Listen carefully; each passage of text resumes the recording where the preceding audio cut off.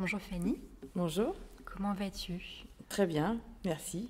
Merci de participer à ce beau projet des femmes de Lyon 5. Est-ce que tu peux te présenter, nous dire qui tu es, ce que tu fais avec tes mots? Donc, je m'appelle Fanny, je suis présidente du Dojo de Chine Arts Martiaux et je suis aussi professeure de judo jujitsu au sein de ce même club. Et puis, je travaille aussi à mon compte à côté, je fais du coaching sportif. Je viens aussi de passer mon diplôme de préparateur mental. Et puis, j'ai aussi, avec mon conjoint, une chaîne YouTube et un blog où on fait des vidéos et on vend des formations en judo, jujitsu et self-défense. Ça fait beaucoup de... Oui, ça fait beaucoup de choses. Est-ce que tu peux nous raconter un peu ton parcours? Comment est-ce que tu en es arrivée à être professeur de jujitsu? Alors au départ, j'étais pas du tout dans ce milieu-là. J'étais dans le milieu de la gymnastique pendant à peu près 20 ans. Et je me suis blessée au poignet 2 années de suite. Et bon, une année ça a recassé, la deuxième j'ai compris que c'était peut-être un signe qu'il fallait passer à autre chose. Et puis voilà, j'aime beaucoup le sport à la base, donc j'ai fait aussi une fac de sport. Voilà, j'aime un peu tous les sports, en particulier le ski aussi. Et puis voilà, j'ai eu un petit garçon entre-temps. Et quand j'ai travaillé en tant qu'enseignante dans un ITEP, il y a de ça de nombreuses années, j'ai rencontré le prof de sport qui était prof de judo jujitsu par le biais de ma stagiaire à l'époque qui rêvait d'essayer ce sport. Elle m'a dit on va essayer.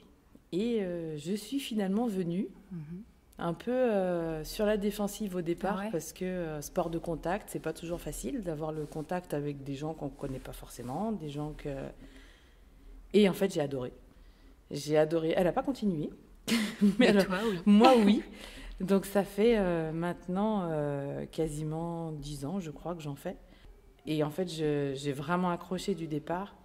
Je m'entraînais beaucoup, donc j'ai pu passer des grades plus rapidement que les enfants, certes, avec beaucoup d'entraînement. Et j'ai validé ma ceinture noire en 2017.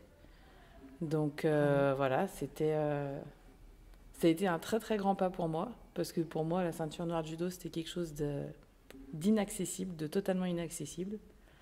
Et maintenant, j'ai même validé l'année dernière mon 2e dan de judo. Donc voilà, c'est ma petite fierté à moi. Tu peux. Et donc du coup, le jujitsu, c'est du judo.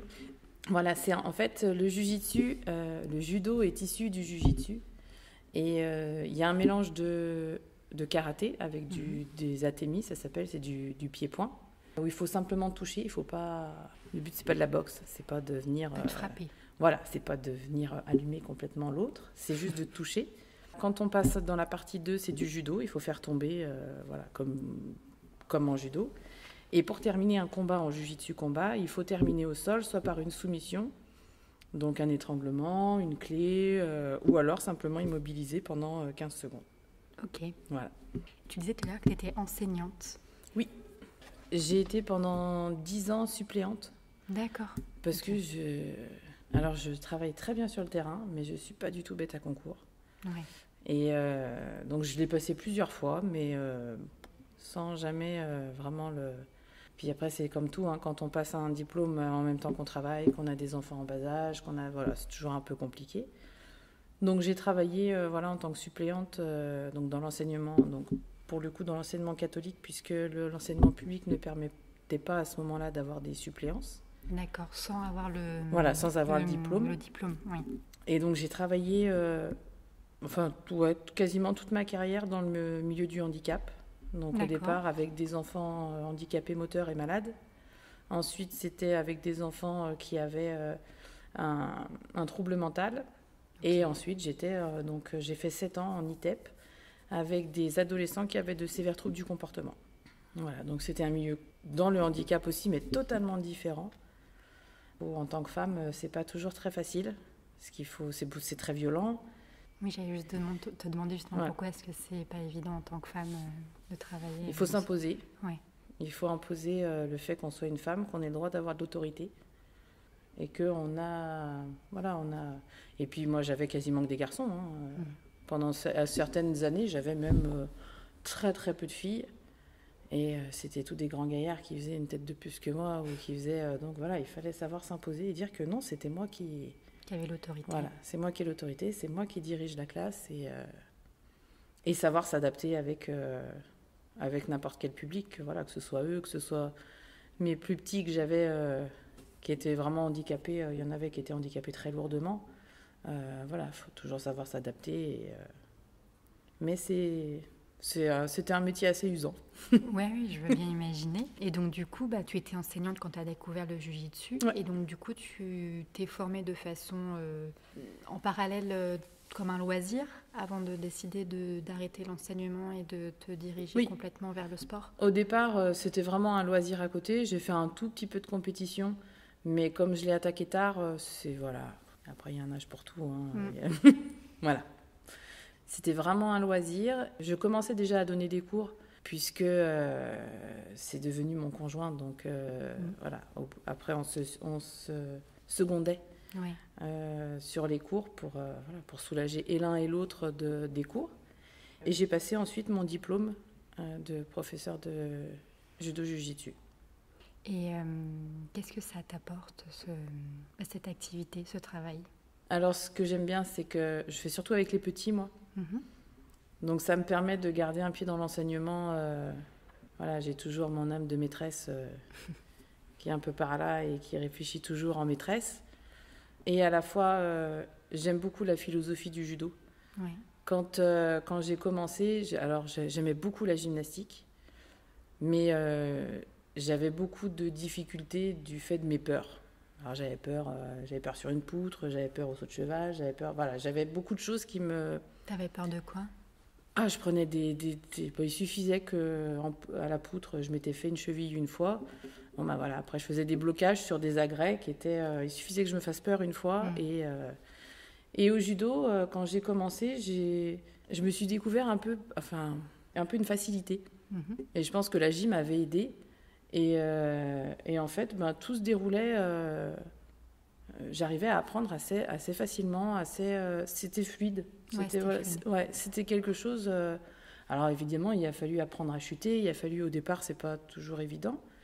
Et finalement, même le contact avec les autres ne m'a pas paru... parce qu'au départ, je craignais un peu. Finalement, non, c'était pas du tout une barrière. Et puis j'aime ce côté où on peut vraiment se défouler. Ouais. Où on peut... les cours adultes, si on leur enlève la partie où on frappe, sur des boucliers ou sur des... c'est ce qu'ils attendent. C'est ce qu'ils attendent, le moment où... Voilà, on sort de notre journée de boulot, on sort d'une journée et on vient vider. C'est comme quand on fait nos coachings, le maître mot, c'est vous avez juste à venir jusqu'à nous et après, on s'en occupe. Le reste, c'est nous qui... Parce que des fois, on est comme tout le monde, on n'a pas toujours envie. Ouais. Mais voilà, c'est ce côté où on se défoule et il y a toujours quelque chose à apprendre. Il y a toujours... c'est infini, tout ce qu'il y a à connaître, tout ce qu'il y a à savoir, tout ce qu'il y a... Donc voilà. Et du coup, est-ce que tu as des femmes qui viennent faire du jiu-jitsu ? Oui. Beaucoup ? Alors beaucoup, tout est relatif dans le beaucoup, mais on a quand même... Alors chez les adultes, on a quand même une grande partie de femmes. Et cette année, on a mis en place... justement un cours de self-défense. Au départ, on a plutôt pensé justement qu'il y a beaucoup de femmes qui viendraient. Et finalement, en fait, il y a des deux. C'est assez mixte. C'est assez mixte, ouais.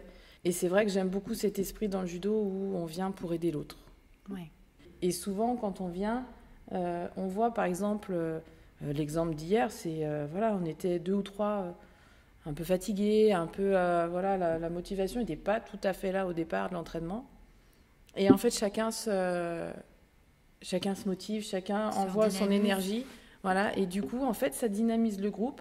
Et finalement, on a fait un super entraînement. Tous, on a donné vraiment...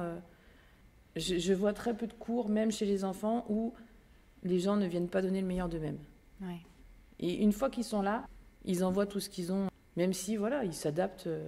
Il y a certaines femmes, on s'adapte en fonction de notre vie, que ce soit de maman, que ce soit la vie... corporelle. La corporelle, un peu tout. Et finalement, chacun vient toujours donner un peu le meilleur de soi et c'est ça que je trouve chouette. C'est super positif en fait, Ouais. Comme sport. Enfin, globalement, le sport, c'est quand même quelque chose de plutôt positif dans l'idée. Moi, j'organise le 12 mars une matinée 100% pour les femmes, en self-défense, pour voilà, une matinée découverte, parce que voilà, je trouve que on ne prend pas assez de temps pour nous. Oui. Donc, j'essaie de développer des petites choses à mon échelle, voilà, comme ça. Et tu développes plein de choses. Oui, j'ai un peu cette tendance-là. Oui. C'est impressionnant. Et puis, c'est une façon aussi de donner confiance aussi, je pense, ce sport-là, ou le sport, d'aider les femmes, là spécifiquement en tout cas, à reprendre confiance et peut-être à se donner du temps aussi. Alors, le judo jujitsu, je trouve que sur la confiance en soi, c'est fantastique. Ouais. Parce que justement, on a en tête qu'on sait faire des choses. Donc, ça ne veut pas dire qu'on saura les faire forcément à l'instant T. Mais je pense quand même qu'on renvoie une image qui est différente quand on fait du sport de combat. Oui, dans la posture. Ouais. Parce que c'est... alors, j'ai une petite anecdote, d'ailleurs. Un jour, on habitait sur Tassin. Et je venais au club à pied. Et j'avais quand même mon sac à dos où c'était écrit en gros Jujitsu. Donc, on ne pouvait pas rater que...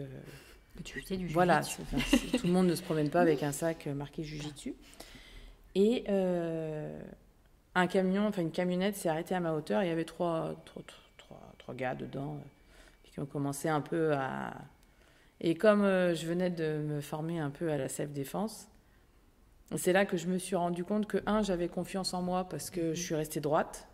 Alors, dans ma tête, c'était un peu la panique. C'était le stress qui montait et on est en pleine rue. Comment c'est possible que là, je me fasse... emmerder. Voilà, c'est ça. Mais tout de suite, j'ai réfléchi à, voilà, qu'est-ce que tu as appris, qu'est-ce que tu dois faire, où est-ce que tu peux aller, surtout pas aller te mettre dans un endroit où tu peux pas en sortir. Tu continues d'avancer, tu ignores. Et en fait, voilà, tout se déroulait dans ma tête et j'ai continué d'avancer et j'ai même fini par tourner la tête en les regardant, en leur dire mais c'est quoi votre problème? Ils ont lâché l'affaire et ils sont partis. Et je me suis dit que effectivement et ça donne une assurance où de toute façon celui qui viendra agresser l'autre il va pas chercher celui qui a très confiance en lui, il va aller chercher celui qui est le plus faible. Donc, ou qui paraît en tout cas, qui paraît, voilà. Faible. Il peut y avoir des surprises, du coup. Exactement. Est-ce que tu peux nous en dire un peu plus sur le coaching? Ce que tu développes en coaching? Alors, l'idée, je l'avais un peu dans la tête depuis plusieurs années parce que j'ai la chance d'avoir un conjoint avec qui on se complète parfaitement. C'est-à-dire qu'on a chacun des compétences qui vont très bien ensemble. Donc, au final, c'est rare de pouvoir travailler, je trouve, avec son conjoint, parce que c'est quasiment du 24-24. Tous nos projets sont faits ensemble, mais chacun a sa petite partie. En fait, alors on peut très bien faire du coaching sportif ensemble, par exemple, mais on n'amène pas du tout le coaching de la même manière. Moi, je vais avoir un côté un peu plus maternant, un peu plus... voilà, je vais être plus à l'écoute. Alors ça, je pense que c'est aussi mon côté un petit peu hypersensible sur les bords.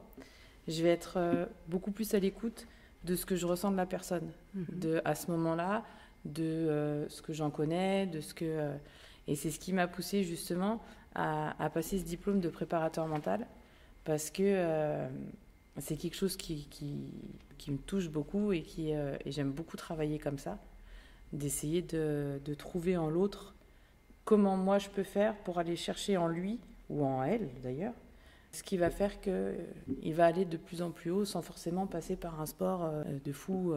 Parce que justement, je trouve que chez les femmes, on a beaucoup de casquettes tout le temps. Et que quand on vient faire du sport, je vois chez certaines femmes qu'on peut avoir en coaching, c'est pas toujours inné d'aimer le sport, de se dire, alors on sait les bienfaits. Mais il y a le travail, il y a les enfants, il y a la gestion de la maison, il y a la gestion du quotidien en général. Il est beaucoup plus facile, de louper sa séance de sport parce que, moi la première, parfois je ne m'entraîne pas parce que je n'ai pas le temps. Dans la journée, je ne trouve pas le temps si je veux vraiment faire tous mes projets correctement. Oui. Voilà, c'est parfois compliqué et c'est pour ça que voilà, j'ai cette sensibilité-là avec l'approche avec les femmes, parce que je sais que voilà, celles qu'on a en coaching, il y en a qui ont des vies à côté de fous et qui trouvent quand même le temps. Donc en général, j'essaie de toujours m'entraîner pendant ces coachings pour avoir moi mes entraînements. Mais quand on mène de front voilà, un peu tout. C'est pas évident forcément de s'accorder du temps. Ouais. Et puis je trouve qu'on a aussi beaucoup l'influence des réseaux sociaux, ouais.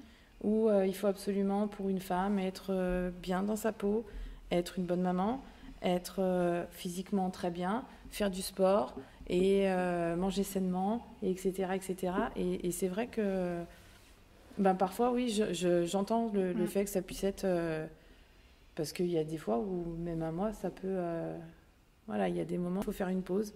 Et puis, voilà, on a participé aussi à la formation des enseignants pendant le Covid.